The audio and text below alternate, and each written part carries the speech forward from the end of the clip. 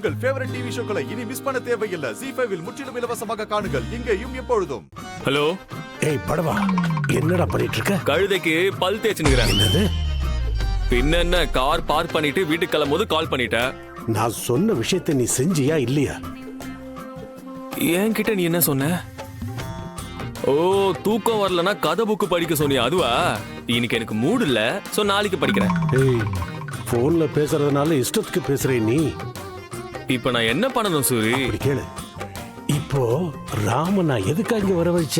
அவனுக்கு ஒரு கல்யாணத்தை பண்ணி வைக்கணும்னு. நான் கொள்ளு தாத்தா ஆகுறதுக்கு. ஆனா இங்க என்னதான் நடக்குது?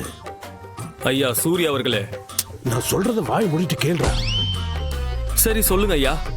அந்த பார்கவி கஷ்டப்பட்டு 2 வரனை கொண்டு வந்தா. ஆனா அவ 2 பொண்ணுமே வேண்டாம்னு சொல்லிட்டா. இந்த ராமு இருக்கால, அவனுக்கு ரம்பா ஊர்வசி திலோத்தமைய காட்டினாலும் பிடிக்காது. அவனுக்கு சீதா மாதிரி ஒரு பொண்ணு இருந்தா போதும். அதுக்கப்புறம் அவனுக்கு இந்த வயிற்று வலி பசின்னு எதுவுமே இருக்காது. ரம்பா ஊர்வசி வயிற்று வலி என்ன எங்க ஆரம்பிச்சு எங்க முடிக்கிற சூரி? நீ ஒன்னும் கவலைப்படாத. ராமனுக்கு சீதா தான் ஃபிக்ஸ். இன்னொரு வாட்டி சொல்றா. Copy paste. ஏய், உண்மை சொல்றா. அந்த மாதிரி ஒரு பொண்ணு அவன் வாழ்க்கையில வந்திருக்காளா என்ன? டேய், இது உண்மைன்னா நாளைக்கே அந்த பொண்ணு வீட்டுக்கு போய் அவங்க அம்மா அப்பாவை பார்த்து என் பேரனுக்கு உங்க பொண்ணை கன்னியாதானம் பண்ணி வைங்கன்னு கேக்குறேன்டா. கன்னியாதானமா? அந்த பொண்ணுக்கு ஆல்ரெடி ஒரு குழந்தை இருக்கு சூரி. என்னடா என்னாச்சு? ஏன் திடீர்னு சைலண்ட் ஆயிட்ட? சூரி, வர பொண்ணு மெதுவா வரட்டும், நீ எதுக்காக அவசரப்படுற? இப்போ 2 கையும் தட்டாதானே ஓசை வரும். நீ மட்டும் தனியா போய் அந்த பொண்ணு கிட்ட பேசி சம்மதம் பேசினா சரியா வருமா? கொஞ்சம் பொறுமையா இரு சூரி, அவசரப்பட வேண்டாம். உன் பேரன் என்ன வீட்டு புரோக்கர் ஆக்கிட்டான்.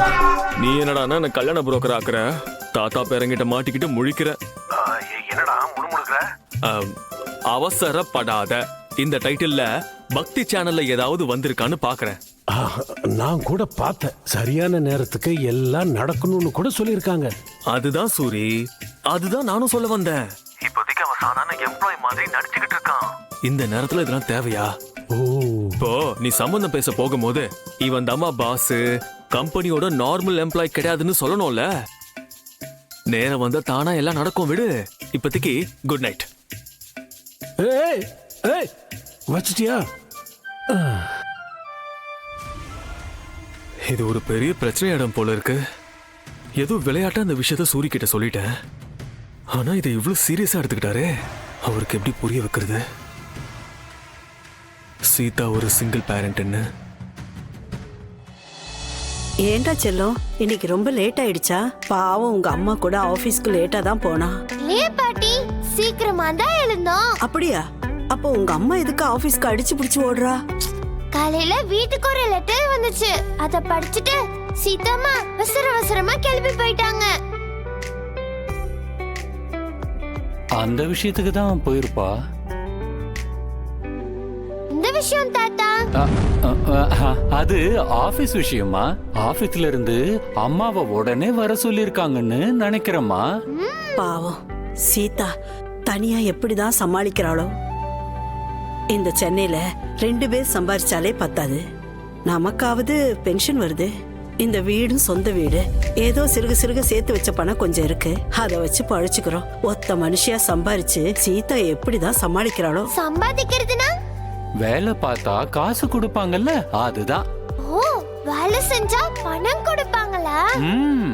இப்போ உன்னோட ஸ்கூல் ஃபீஸ், நீ சாப்பிடறதுக்கு, நீ விளையாடுறதுக்கு பொம்மை, இதெல்லாம் எப்படி வருது சொல்லு? உன்னோட அம்மா வேலை செஞ்சே சம்பாதிக்கிறாங்கம்மா. இதெல்லாம் இருக்கணும்னா வேலை செய்யணுமா தாத்தா? ஆமா தங்கம், வேலை செஞ்சாதான் காசு கிடைக்கும்.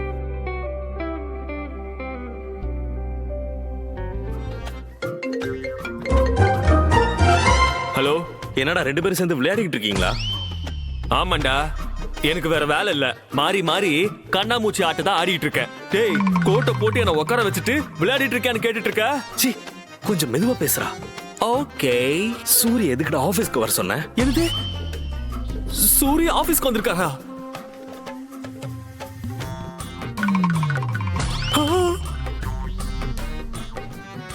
டேய், இங்க என்னடா நடக்குது? இப்ப கன்ஃபார்ம் ஆயிடுச்சு.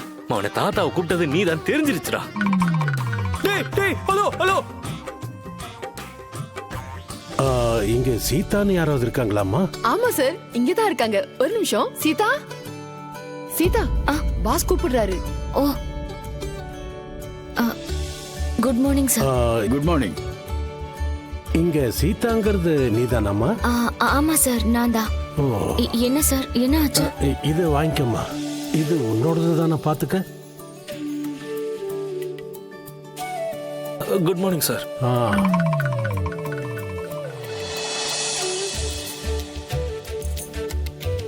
சார், இது என்னோடது தான். இது எப்படி உங்ககிட்ட? எல்லாம் இவராலதான். மீட்டிங் வரப்போ இந்த டப்பாவை நீ அங்கேயே வச்சிட்டியப்பா. அடுத்தவங்க பொருளை எப்பவுமே ஜாக்கிரதையா வச்சுக்கணும். அந்த டப்பாவில் சீதான்னு எழுதி இருந்துச்சு. அதனாலதான் எனக்கு தெரிஞ்சது. இல்லைன்னா அநியாயமா இந்த பொண்ணோட டப்பா காணாம போயிருக்கோம். யூஸ்லெஸ் பண்ண. Thank you so much sir. இது எங்க அம்மா எனக்காக கொடுத்தது. இதுல எனக்கு நிறைய மெமரிஸ் இருக்கு. பரவாயில்ல விடுமா. நல்ல வேளை நான் இதை பார்த்தேன், அதனால கொண்டு வந்து கொடுத்துட்டேன். சார், என்னால உங்களுக்கு தேவையில்லாம சிரமம். Sorry sir. இதுல என்னமா சிரமம் இருக்கு? அது வந்துமா, நீ எதுக்காக இந்த டப்பாவை பொறுப்பில்லாத இந்த பையன்கிட்ட கொடுத்துருக்க? அவன் மூச்சு பாரு எப்படி இருக்குன்னு. சார், நீங்க நினைக்கிற மாதிரி இல்ல. சில சமயம் அவரை மறந்து போயிடுவார், அவ்வளவுதான். சூரி, இன்ஜின் சூடா இருக்கு, கூல் பண்ணணும். டேய் ராம், எனக்கு ஒரு விஷயம் சொல்லு. நீ அட்வான்ஸ் சேலரி கொடுக்கணும்னு சொன்னது அவளுக்காக தானே? ஆமா. எவ்வளவு கொடுக்கணுமோ அதை சாங்ஷன் பண்ணியாச்சு. Documents வெரிஃபிகேஷனுக்கெல்லாம் time waste பண்ணாதடா. தாத்தா, ஆர் யூ சீரியஸ்? எஸ். ஒருத்தரோட மதிப்பு என்னன்னு நம்ம மனசுக்கு தெரியும் போது அங்க டாக்குமெண்ட்ஸுக்கு வேலை இருக்காதுடா.